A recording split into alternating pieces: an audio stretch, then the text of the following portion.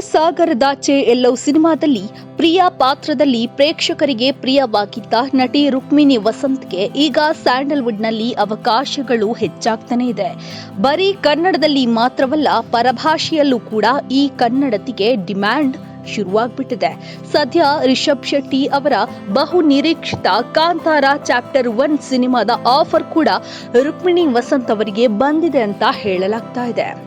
ಸಪ್ತಸಾಗರದಾಚೆ ಎಲ್ಲೋ ಸಿನಿಮಾದಲ್ಲಿ ಅಭಿನಯಿಸಿದ ಬಳಿಕ ನಟಿ ರುಕ್ಮಿಣಿ ವಸಂತ್ ಅವರ ಅದೃಷ್ಟವೇ ಬದಲಾಗ್ಬಿಟ್ಟಿದೆ. ಒಂದಾದ ಮೇಲೊಂದು ಬಿಗ್ ಬಜೆಟ್ ಸಿನಿಮಾಗಳ ಅವಕಾಶಗಳು ರುಕ್ಮಿಣಿ ಅವರ ಪಾಲಾಗ್ತಾ ಇವೆ.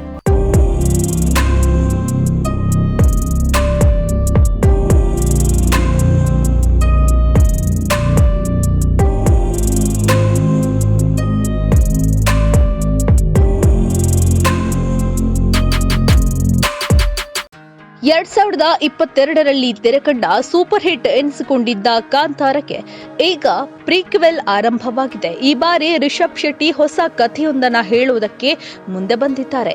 ಭಾರಿ ನಿರೀಕ್ಷೆ ಮೂಡಿಸಿದಂತಹ ಈ ಸಿನಿಮಾಗೆ ಮುಹೂರ್ತ ಕೂಡ ನೆರವೇರಿದೆ.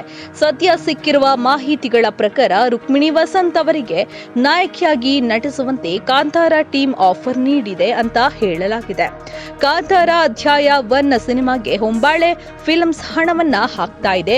ಇದೇ ಬ್ಯಾನರ್ನ ಬಘೀರಾ ಚಿತ್ರಕ್ಕೂ ಕೂಡ ರುಕ್ಮಿಣಿ ವಸಂತ್ ನಾಯಕಿಯಾಗಿ ನಟಿಸ್ತಾ ಇದ್ದು, ಇದೀಗ ಮತ್ತೊಂದು ಸಿನಿಮಾಕ್ಕಾಗಿ ರುಕ್ಮಿಣಿಗೆ ಅಪ್ರೋಚ್ ಕೂಡ ಮಾಡಲಾಗಿದೆ ಅಂತ ಹೇಳಲಾಗಿದೆ.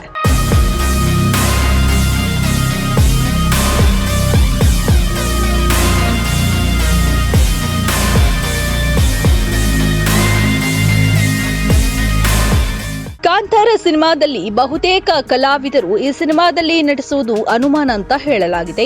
ರಿಷಬ್ ಶೆಟ್ಟಿ ಹೀರೋ ಆಗಿ ಕಾಣಿಸಿಕೊಳ್ಳಲಿದ್ದಾರೆ. ಕಲಾವಿದರ ಆಯ್ಕೆ ಕುರಿತ ಹಾಗೆ ತುಂಬಾ ಗೌಪ್ಯತೆಯನ್ನ ಕೂಡ ಚಿತ್ರತಂಡ ಇಟ್ಟುಕೊಂಡಿದೆ. ಕಾಂತಾರ ಸಿನಿಮಾದಲ್ಲಿ ಸಪ್ತಮಿ ಗೌಡ ನಾಯಕಿಯಾಗಿ ಜನರ ಮನಸ್ಸು ಗೆದ್ದಿದ್ರು. ಈ ಬಾರಿ ರುಕ್ಮಿಣಿ ವಸಂತ್ ಅವರು ಚಿತ್ರತಂಡ ಸೇರಿಕೊಳ್ಳುವಂತಹ ಎಲ್ಲ ಸಾಧ್ಯತೆ ಕೂಡ ಇದೆ. ಸದ್ಯ ರುಕ್ಮಿಣಿ ವಸಂತ್ ಅವರೊಂದಿಗೆ ಚಿತ್ರತಂಡ ಮಾತುಕತೆಯನ್ನ ಕೂಡ ನಡೆಸ್ತಾ ಇದೆ ಎಂಬ ಮಾಹಿತಿ ಕೂಡ ಲಭ್ಯವಾಗಿರುವಂತದ್ದು.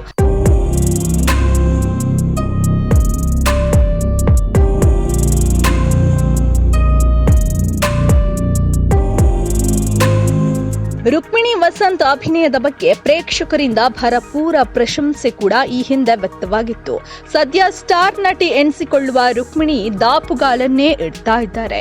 ಇದರ ಜೊತೆಗೆ ತಮಿಳು ಚಿತ್ರರಂಗಕ್ಕೂ ರುಕ್ಮಿಣಿ ವಸಂತ್ ಕಾಲಿಟ್ಟಿದ್ದಾರೆ.